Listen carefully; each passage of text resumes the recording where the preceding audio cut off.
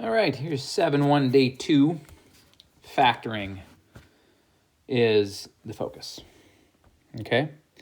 Factor. How basically just, it's only 2 slides here, guys. This is not nothing super crazy. Okay, but just want you to see some examples of kind of how this works. Okay? Now the first 3 problems here, let's just take a look at factoring without trig functions, right? Got a difference of 2 squares here in part A.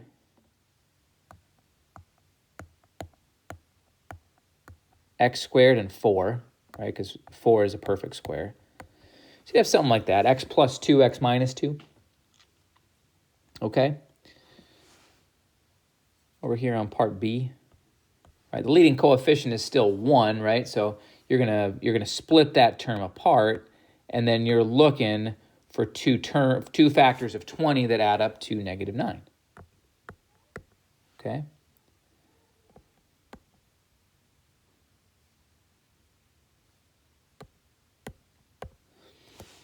Should look like that, I believe. -4 and -5, right?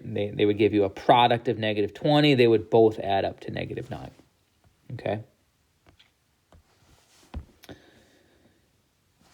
And then here it's always a little bit trickier, right? When your leading coefficient isn't 1, right? Here it's a 4.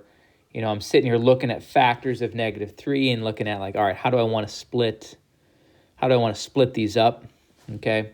I need to get a middle term of +1. So I'm going to go -3 plus 1, and that'll do it, right? That one may have taken a little bit of guess and check.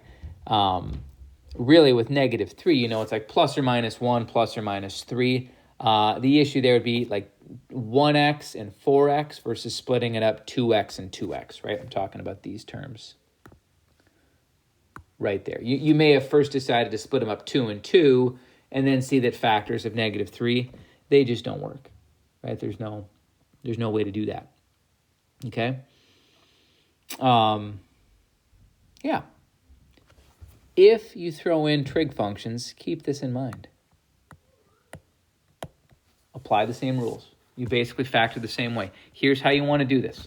You see right down here, you have secant squared. That term is like your x squared. Okay? That's how you should approach this. So right off the bat, when I'm going to split this up to factor it, I'm going to say secant A times secant A, right? But just pretend like that secant squared is like your x squared. So you're going to notice the numbers kind of are a mirror image of the ones that we did above. Okay? -2 and +2. So secant squared of A minus 4 could be rewritten as secant A minus 1 and secant A plus 1. Make sure I keep all these nice and separate here.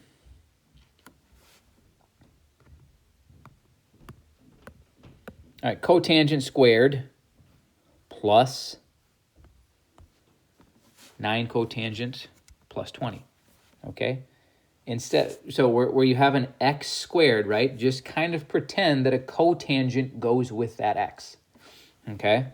So I should get something that looks just like this, right? Where I see I have an x here, now that I've got a trig function, that's fine. I'm going to call it cotangent of x. And then same thing over here, where I had an x up above, I have a cotangent of x. The coefficients are still 20 and -9, so it's still going to be -4, and still going to be -5. Cotangent x minus 4 times cotangent x plus 5. Again, I think that's the best way to approach it, is right in here, you've got a cotangent to go with that x, okay? Now, let's go to the last one, which notice has got the exact same setup, okay? That with that 4, again, it's like we're going to find that there's going to be a tangent with that x.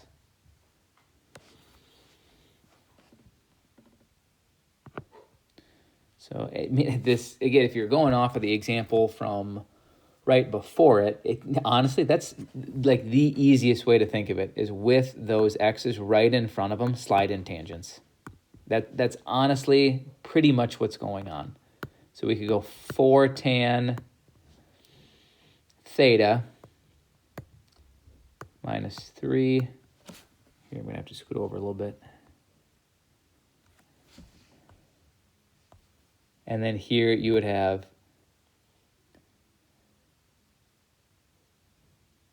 tan theta plus 1. Okay. But that, again, that's, I'm gonna move this back here, and I cut off my tan theta plus 1 there a little bit, but that's the approach to take. You know, if honestly, as you factor it, if it helps to like ignore the trig function and just say, instead of that trig function, I just have x, and you treat it like the top row of factoring. And then when you're done and you have it split up, right, bring the trig functions back in. Okay, and it's like everywhere I have like split up x and x, I need my trig function to get substituted back and go with those x's. So I have something like I have down here, right? Secant of a, or cotangent of x, or 4 tan theta. Okay. Let's do some fancier ones. Some don't like it when I use the term fancy. They think, oh, that means it's going to be hard. Is that true? I don't know, maybe. It's up to you. I don't know if that's totally true, but maybe a little bit. Okay, so part G. Okay, here's one, kind of another way to, like the instructions for all these, by the way, is to simplify. Okay, it's to simplify. Now, the first one here in part G is a little bit different, okay, because it only has 2 terms. Those other ones I was looking at had 3. And you'll see that those will be a little bit more consistent with the last one over there to the right. This you should look out for, though. 2 terms, sine and sine. They both have that trig function in common. Take it out, and I get 1 minus cosine squared.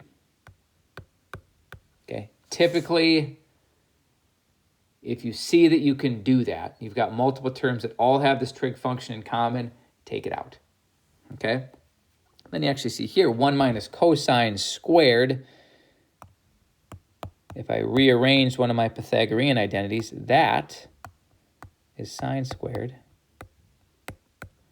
Sine to the first times sine to the second is sine to the 3rd power. And there you go.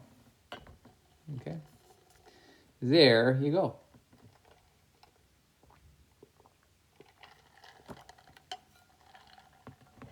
One plus cosine squared. This is kind of an interesting one because as soon as you see it, I feel like you want to try to factor it, but you can't. Okay, if you wanted to think of it without trig functions, it's like 1 plus x squared. Okay. Good luck with that. It's not going to work. But then just to simplify, I think you're like, all right, this reminds me of my Pythagorean identity that says that sine squared plus cosine squared is 1. All right, so let's take a look at that. But you can't, you know, with as it's written right here, cosine is on the left and it's positive. 1 is on the right and it's positive. You can't put them on the same side, right? It's tempting to say this, that right, sine squared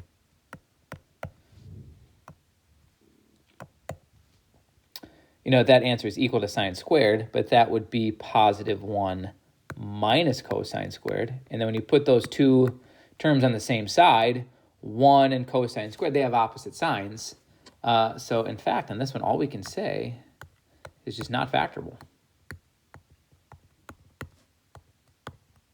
It can't be simplified. It's tempting in a couple of different ways to try to, but we can't do it, okay? We can't do it. All right, last one over here. All right, good to see one of these. Because these could really throw you off. You didn't have a good example of what's going on here to begin with. Cosecant squared minus cotangent minus 3.